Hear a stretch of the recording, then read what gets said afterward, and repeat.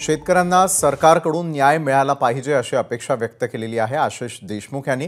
रिक्त जागांवर तातडीनं भरती करावी अशी मागणी देखील आशिष देशमुख करतायत। शेतकऱ्यांना योग्य मोबदला मिळाला पाहिजे अशी अपेक्षाही देशमुखांनी व्यक्त केली आहे।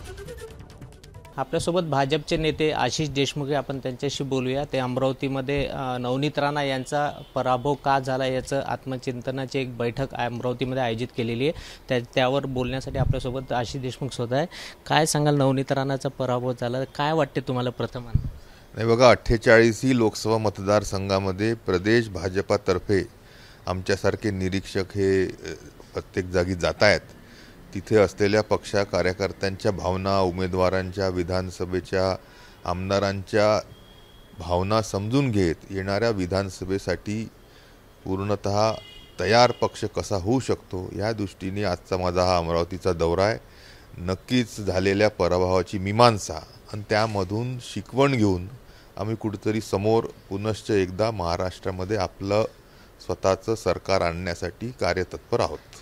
अमरावती लोकसभेमध्ये भाजपनीच काम केलं नाही असा एक आरोप आहे एक, आणि दुसरा बच्चू कडूंनी उमेदवार दिला म्हणून नवनीत राणाचा पराभव झाला दोन, आणि जातीवादी मतदान झालं असा पण असे तर्कवितर्क खूप आहे। तर तुम्हाला काय वाटते?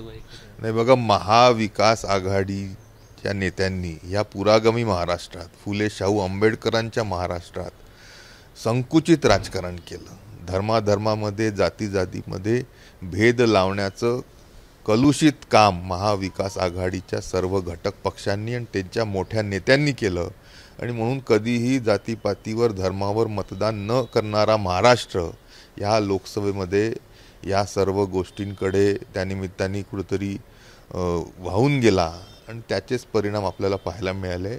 पण नक्कीच मोदीजींच्या सबका साथ सबका विकास आणि या देशाला विकसित भारत करण्याच्या संबंधामध्ये त्यांचं जे धोरण आहे, आणि भाजपाने मागील 10 वर्षामध्ये विकासाची जी एक नवीन ओळख महाराष्ट्राची करून दिली आहे, त्या अनुषंगाने नक्कीच भाजपाच्याच पाठीशी महाराष्ट्र आणि विशेष करून विदर्भ उभा राहणार नाही। आणि विधानसभेमध्ये आपण पाहाल की परिस्थिती पूर्णतः बदललेली राहील। महायुतीलाच महाराष्ट्रातील जनता आणि विशेष करून वैदर्भीय लोक प्राधान्य देतील।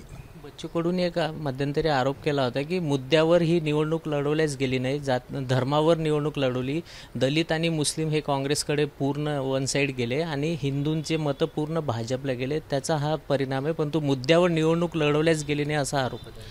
नाही बघा, मुद्द्यांवरच निवडणूक जावी या प्रकारचे महायुतीचे प्रयत्न होते।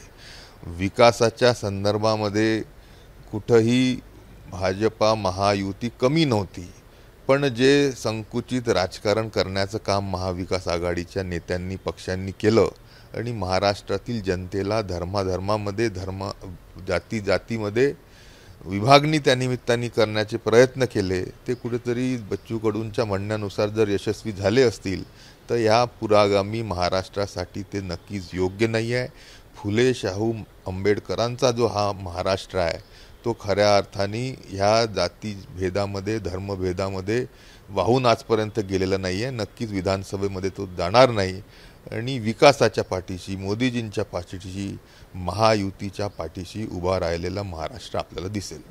बच्चू कडू स्वतंत्र प्रहारकडून निवडणूक लढणार असं पण ते सांगताय, त्यामुळे जे छोटे पक्ष आहेत त्यांना भाजप का नाही सामावून घेत, त्यांना काय जागा देणार आहे? बघा, महायुतीमध्ये प्रहार पक्ष बच्चू कडूंचा हा एक घटक नक्कीच आहे। परवाही देवेंद्रजींनी दिल्लीला म्हटलं की सर्व घटक पक्षांना न्याय देण्याची भूमिका भाजपाची आहे। अशा या सर्व परिस्थितीमध्ये बच्चू कडूंना विचार करायचा आहे की त्यांनी त्यांचं समोरचं राजकारण हे विकासाच्याकडे न्यायचं आहे की विध्वंसाकडे न्यायचं आहे, आणि म्हणून घटक पक्षांना सोबत घेऊन चालण्याची भूमिका भाजपाची नक्कीच आहे। शेवटचा प्रश्न, विधानसभेमध्ये काय भूमिका, म्हणजे कशी तयारी सुरू आहे आता भाजपची, म्हणजे महायुतीकडून? नाही, मिळालेल्या कमी यशाची मीमांसा आणि त्यामधून योग्य शिकवण घेऊन आमचे तर नक्कीच प्रयत्न राहतील। एक भाजपाचा सामान्य कार्यकर्ता म्हणून मी सांगू इच्छितो की शेतकऱ्यांना हा सरकारच्या तर्फे न्याय मिळाला पाहिजे। त्यांना सोयाबीन असेल, कापूस असेल, या शेतकऱ्यांना उचित नुकसानीचा मोबदला तातडीने सरकारने दिला पाहिजे. महिला वर्गाला काहीतरी न्यायाची भूमिका सरकारच्या तर्फे नक्कीच अपेक्षित आहे आणि सरकारमध्ये कित्येक वर्षापासून रिकाम्या असलेल्या ज्या जागा आहेत त्या शासकीय भरती तातडीने सरकारने सुरू केलं पाहिजे. हे भाजपाचा एक सामान्य कार्यकर्ता म्हणून मी नक्कीच माझ्या पक्षश्रेष्ठींकडे मागणी करील. गरज पडली तर मी प्रत्येक नेत्याकडे ह्या सर्व संदर्भामध्ये पाठपुरावा करेल. तर हे होते भाजपचे नेते आशिष देशमुख. कॅमेरामॅन अमोल देशमुखचा प्रणय निर्माण, एबीपी माझा, अमरावती.